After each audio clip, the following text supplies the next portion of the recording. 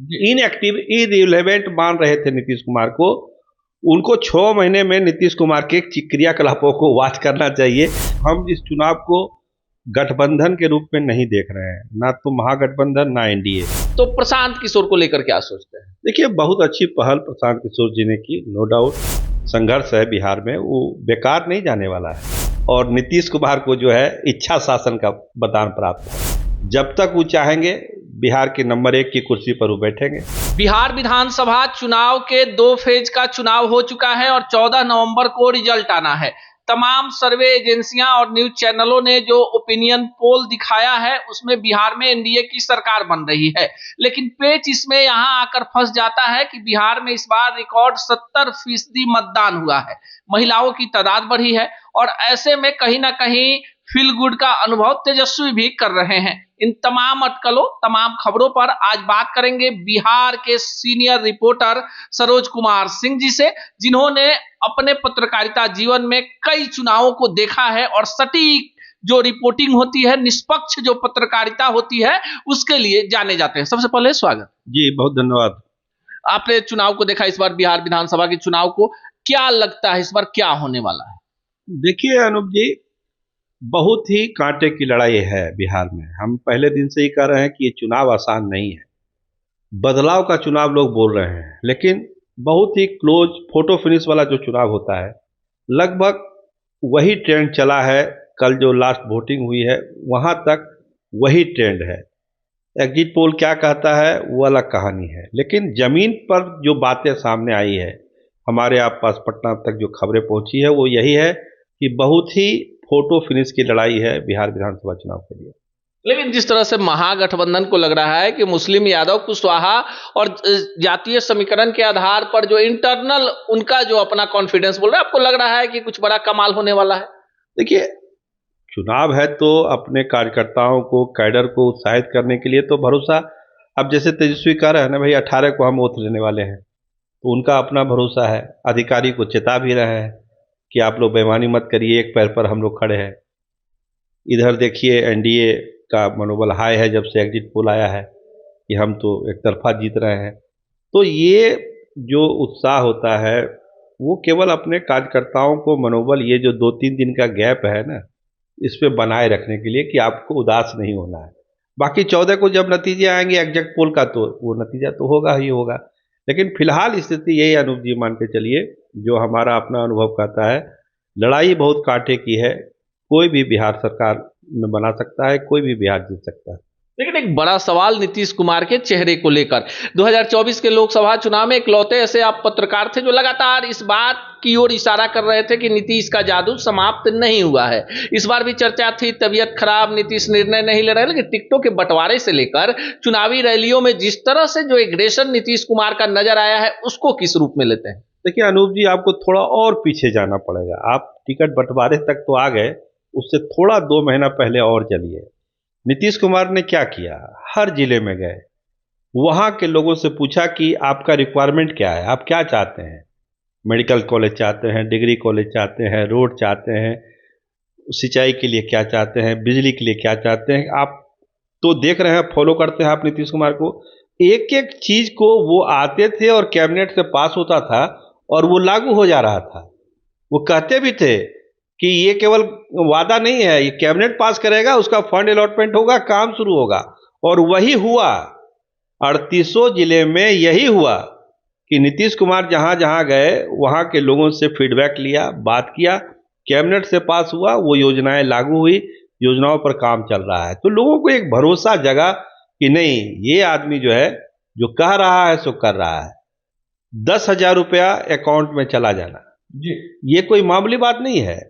आप अगर जोड़िएगा, आंकड़ा निकालिएगा दूसरे राज्यों का, तो जहां जहां सरकार ने पैसा पहले ट्रांसफर किया चुनाव से पहले, वहां वो सरकार जीत गई। बगल के झारखंड की सरकार इसका उदाहरण है। केजरीवाल नहीं कर पाए दिल्ली में, केवल बोल के रह गए, चुनाव वो हार गए। तो जब पैसा आ जाता है ना एक बार घर के महिलाओं के पास, तो उनको लगता है कि नहीं, जो निश्चित को छोड़कर हम अनिश्चित में क्यों जाएंगे। तो नीतीश कुमार का पिछले 6 महीने से जो है ना, एक जो अपना वो राजनीति करते हैं, उस हिसाब से उन्होंने बहुत बेहतर स्ट्रेटजी बनाई। चुनाव में तो बनाई ही बनाई, जो अपना सोशल इंजीनियरिंग करते हैं, जो गलत टिकट था उसको हटाया गया, फिर उसमें नया जोड़ा गया, ये तमाम विवाद आप भी जानते हैं, हम भी जानते हैं, उस पर हम नहीं जा रहे हैं। आपका जो सवाल था कि जो इनएक्टिव इरिलेवेंट मान रहे थे नीतीश कुमार को, उनको 6 महीने में नीतीश कुमार के क्रियाकलापों को वॉच करना चाहिए कि किस तरह से उस शख्स ने 6 महीने पहले से ही चुनाव की तैयारी शुरू कर दी। अच्छा, जनसुराज ने जिस तरह से बिहार में शुरुआत की, सबसे ज्यादा सीटों पर प्रशांत किशोर लड़े, और प्रशांत किशोर की एक बड़ी जीत मानी जाएगी कि जो मुद्दा उन्होंने दिया पलायन का, रोजगार का, और कई सारे ऐसे मुद्दे दिए जिसको तमाम पार्टियों ने चुनावी मंच से भी उन्हीं सब मुद्दों की चर्चा की। तो प्रशांत किशोर को लेकर क्या सोचते हैं? देखिए, बहुत अच्छी पहल प्रशांत किशोर जी ने की, नो डाउट। बिहार के लोगों को जगाया, अभी भी जगा रहे हैं। 3 साल का उनका जो संघर्ष है बिहार में, वो बेकार नहीं जाने वाला है। मेहनत और संघर्ष बेकार नहीं जाता है, किसी न किसी दिन वो आउटपुट देता है। और ये जो आप बढ़ा हुआ टर्नआउट देख रहे हैं चुनाव में, बहुत सारे फैक्टर हैं मतदान बढ़ने का, तो उसमें एक फैक्टर प्रशांत किशोर भी है, जो उन्होंने रोजगार के लिए, पलायन रोकने के लिए, अपने परिवार के लिए वोट डालने का जो उन्होंने रात दिन अपील किया है, न बरसात देखा, न धूप देखा, न जाड़ा देखा, इसका प्रभाव है। लोग निकले घरों से प्रशांत किशोर के बात पर। इस वजह से ये आपका बढ़ा हुआ आंकड़ा जो 70% की आप चर्चा कर रहे हैं, उसमें प्रशांत किशोर के इस मुहिम का भी बड़ा हाथ है। और जहां तक देखिए, चुनाव है, कोई हारेगा कोई जीतेगा, ये कोई इशू नहीं है, कितना चुनाव आएगा कितना चुनाव चला जाएगा। लेकिन एक जो इशू प्रशांत किशोर ने उठाया है बिहार के लिए, वो प्रासंगिक है, लोगों को अपील करता है। हो सकता है 25 के चुनाव में नहीं तो 30 के चुनाव में लोग इसको जरूर गंभीरता से लेगा और प्रशांत किशोर को सपोर्ट करेगा। चलते चलते आखिरी सवाल, चूंकि आपने कई सारे चुनाव देखे, आपने आंकड़ों के खेल को देखा, आपने समीक्षाएं देखी, एग्जिट पोल देखा, ग्राउंड जीरो पर भी थे, चलते चलते बताएं कि पलड़ा किसका भारी लग रहा है? क्योंकि अब एक दिनों के बाद 14 तारीख को रिजल्ट आने वाला है और तमाम खेमों में जो है खुशियां मनाई जा रही है। समझ में नहीं आ रहा कि आखिर जा किधर रहा है जनादेश।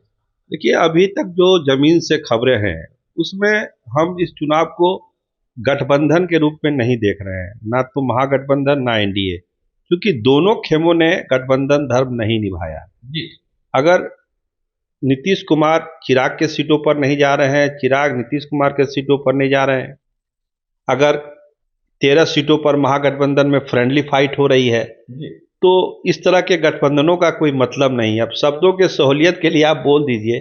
इस चुनाव को देखिए अनूप जी, हम जो देखते हैं जनता दल यूनाइटेड और आरजेडी, एलजेपी, बीजेपी के नज़रिए से, और उस नज़रिए से अगर हम देखते हैं तो जो हमारा आकलन है कि राष्ट्रीय जनता दल सबसे बड़ी पार्टी के रूप में आएगी, उससे थोड़ा बहुत कम जनता दल यूनाइटेड दूसरे नंबर पर।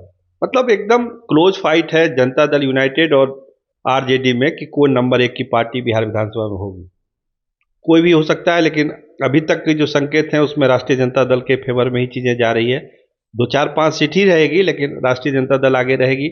दूसरे नंबर पर जनता दल यूनाइटेड, और बीजेपी हमको लग रहा है कि इसका संख्या जो है 50 से नीचे ही रहेगा। तो 1, 2, 3 का जो है, अब सरकार किसकी बनेगी इतना तय है कि पितामह को जो है इच्छा मृत्यु का वरदान प्राप्त था और नीतीश कुमार को जो है इच्छा शासन का वरदान प्राप्त है।